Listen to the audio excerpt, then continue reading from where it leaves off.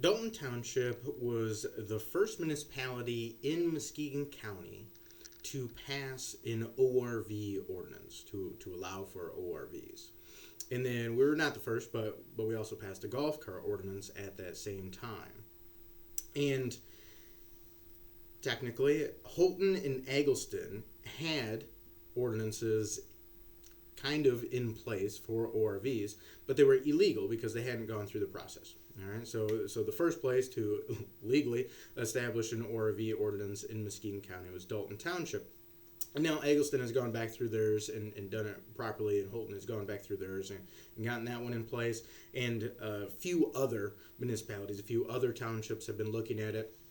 And it's one of those things that has been being talked about in the area for years, maybe decades, that there should be a lot of people ride ORVs here, and then they ride golf carts up in the village and over by the lakes. And so there should be something put in place so that it's not technically illegal, and they can't just be ticketed every now and then when stops are arranged and that type of thing. And then there were these grand plans of designing one for the entire county, like Lake County has, but it really doesn't work in Muskegon. There's too much variety from the urban to the rural areas. You can't make one thing to cover it all. And so it makes sense to go by municipality. And so then Dalton really ended up setting this trend, right? Now, a lot of people that want ORVs or golf carts, or they have them, and they want to ride around on them, this is obviously a positive thing for them. For other people, right, for me, for instance, I don't have an ORV and I don't have a golf cart, so it's something like an irrelevant thing, or it's like, it's kind of inconvenient that they're on the road, but doesn't really increase it, maybe slowly over time. It doesn't really have impact on safety. Talk to the sheriff about it. So it's like, it's mostly irrelevant, right, if you don't have a golf cart or an ORV. The people that do consider it this very positive thing, all right? But otherwise, you could consider it this minor thing. But I think that's looking at it incorrectly, because it's this much larger, wider philosophy, right? And this is this is very important to understand. And I think it's difficult. It's difficult because you have to, it's been debated throughout history, right? Of whether a country should be based on rule of law or whether it should be based more on personality. And so this is the Federalist Papers, large print edition, original version from 1787. And in Federalist number 1, Alexander Hamilton goes over an idea that the Founding Fathers expressed a bunch of times. A bunch of Founding Fathers expressed this a bunch of times, and it's about the experiment of the United States of America, right? The experiment of America, the New World Order that this type of arrangement of a constitutional republic was bringing in. And there are a lot of aspects to it, but this is important to understand, that they were embarking on this endeavor, and it was very debatable if it was going to work and if it was going to work well. And literally, in the first paragraph here, the one sentence reads, "It has been frequently remarked that it seems to have been reserved to the people of this country, by their conduct and example, to decide the important question whether societies of men are really capable or not of establishing good government from reflection and choice, or whether they are forever destined to depend for their political constitutions on accident and force." Right? The United States is this conscious creation by this odd group of geniuses who were all in the same place at the same time on the same side that came together. Very, very unusual, very rare in history. And previously, right, for most of human history, it's just been whoever takes over, whoever takes charge, whoever has the support wins the war, and it's never fully not that, right? But especially moving from the Articles of Confederation to the Constitution, a bunch of debates, and the Constitution is debatable in a number of ways. George Mason made an excellent case against it, very important founding father.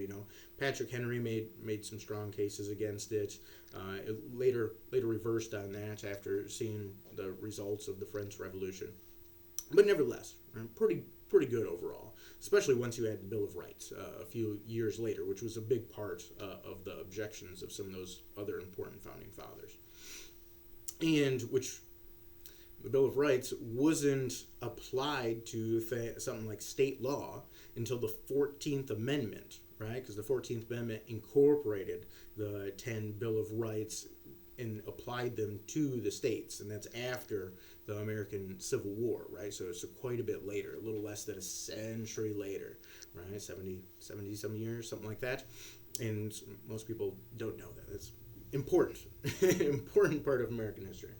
But this idea that this is a self-governing society with rule of law, with processes that has been consciously created in this format is this unique thing. We don't see it as a unique thing now. No one teaches this as a unique thing. It's right just taught as the normal thing. We should destroy that and restructure it and make some sort of utopia. And I mean the totalitarian left believes that, the totalitarian right believes that, the anarchists are insane and believe that because they want to eliminate a part of human nature and part of reality because they're a little delusional and believe that's possible. And so there's all of these aspects of moving against that and not appreciating how unique that is, right? And so the way this applies to golf cart and especially ORV ordinances is there's a process in place for changing things, for adjusting things, right? And a lot of people, and we're seeing it a lot in the society at every level here, and I'm dealing with it. I have people that are like, well, I'm just gonna, rise up and, come on my property and or talk to me. Maybe I come to you and I, bring a gun and shoot you and this type of stuff. And it's like, okay, like what are you looking to achieve? Why don't I talk to you about what you're looking to change, to adjust, right? And then you make an agreement where they think it'll work for them, and sign a contract and everything, and then obviously it turns out that they're just lying, and then they follow that up with more threats. And so that process works horribly and is very bad, and it's coming from an ill-intentioned place, and it's looking for a problem, and it makes it almost impossible for there to not be one, right? And so to use something like the process that's in place for the ORV ordinance, right? And part of the state law is that the county road commission can eliminate 30% of your roads for the ORVs, and I interacted with the road commission and went through the whole process and the notices to all the municipalities in Muskegon County and this type of stuff, because that's the process in place. And it really takes a long time to ramp up, and it should take a long time to ramp up to get to a more intense level, right? A lot of people don't realize that the Boston Massacre occurred in 1770, right? People think it's like that occurred into the Revolution. Like, no, that's not. The Declaration of Independence is 6 years later, in 1776. I'd make the case that you could consider kind of the founding of the United States the year before, when Thomas Jefferson of Virginia and John Dickinson of Pennsylvania wrote up the Declaration of Arms in 1775. But whichever way you consider it, it's either 5 or 6 years, right? It's a decently long period of time. And so the Founding Fathers were working from a lot of stuff, but there was this huge debate. And on the one side, that there has to be the supreme personality in place, and you can't separate the powers that personality has. The best case made for that is probably Thomas Hobbes in Leviathan, and it's pretty strong, But there were cases like James Harrington in Oceana, that's the name of a book. I believe that's what the county is probably named after, hopefully. And it makes the case of this aversion of separation of powers and due process of law and these types of things. And that's been this emergent thing that's been discovered about how these ethics of the society and how they should work and how they can work. And so it's no small thing. And people bring up, or not too many people bring up because they don't know about it, but for the people that know about it, there's like the doctrine of the lesser magistrate, that you should be able to resist the higher powers and things like this because you're closer to the people. And a better idea would be subsidiarism, and that's where you're pulling the power down as far as you can, but through the structure that's currently there. And people don't realize that that completely changes once you're out of the 1500s, right? Because that's where that comes from, is the mid 1500s after the Reformation, from largely from the Calvinist movement, which had built on the movement that Luther had started in the Lutherans, and so interesting stuff there. And probably the best presentation of it is the Magdeburg Confession. But if you look in there, it's the same idea that the Founding Fathers went through. Like, you should try a lot of stuff. And if there's a process in place for resolving and adjusting and changing things, then you should do that, right? And that argument was built on an older argument, a pre-Reformation argument about the doctrine of the private citizen, that someone is acting outside of what the capacity that they're supposed to, then they're acting in the capacity of a private citizen. And a lot of this stuff is forgotten, and people miss the idea that the state could be considered, and I think very reasonably, the foundational government in the United States, and that they formed the federal government, and that their power, and I mean, they're directly elected, right? Whether the 17th Amendment should exist and the federal senators should be directly elected, I don't think it should, right? I think it's a bad move, and it breaks federalism and breaks the structure of the republic in the United States. But in the state, they're directly elected and should be directly elected. Maybe I would debate that too, but nevertheless, so that's your foundational unit of government, and it creates these lower municipalities too. And so there's this idea of the administrative state, and that works through agencies, but it also works somewhat through these lower municipalities. And that's somewhat true, right? Because the state needs, like, townships to basically collect taxes and run elections, right? If you mess those two things up, you're going to have major trouble, right? They're going to come for you in some way. But if you're doing those, then there's other flexibility in this better representation. And zoning is a huge one, a good example. In Michigan, that's the 1943 State Zoning Enabling Act, right? That's where it comes from. But the state can take that back. The state legislator is immensely powerful, the most powerful. And so these processes that are in place, the ORV is this good example of something that there were these barriers, there was this talk, right? There's this appearance of people doing things, and it really wasn't happening. But if you take the approach of doing it without changing the system, without the reform that should be there to the laws, whether just as an individual citizen or whether as the municipality, right, like the other townships that have passed something that wasn't legal, then you're just furthering breaking the system. And so if you consider the system bad, and then your plan to fix it is to make it worse until something changes, that's going to go very bad for decades and generations. That's going to go very bad.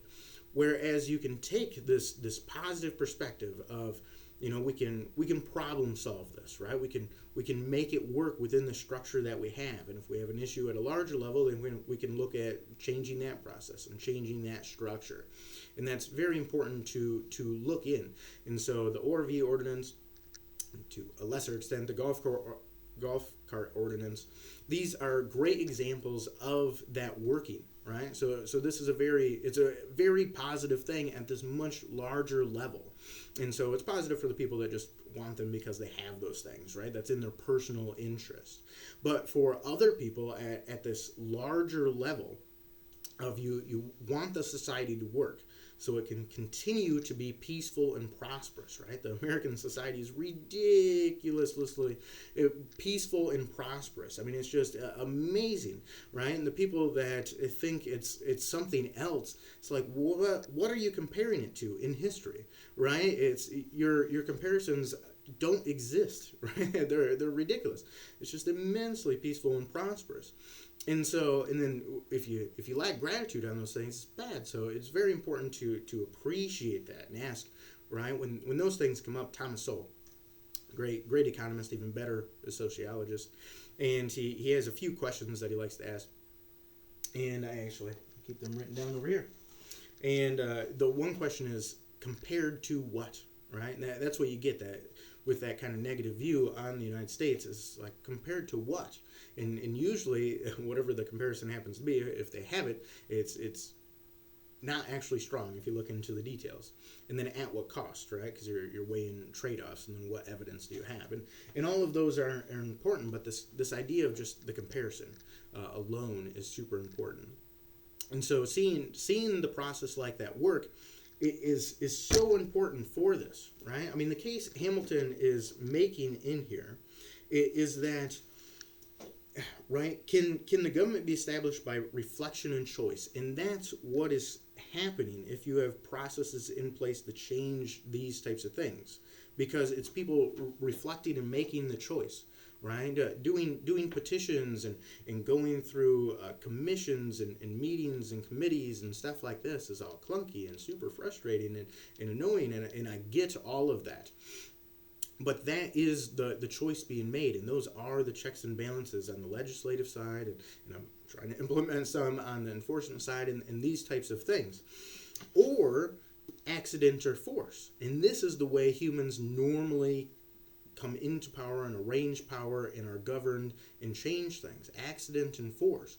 And so if you're arguing against going through that process, and I think a lot of people do it out of frustration. They're like, it's frustrating, just scrap it. And you're arguing for doing it by accident and force.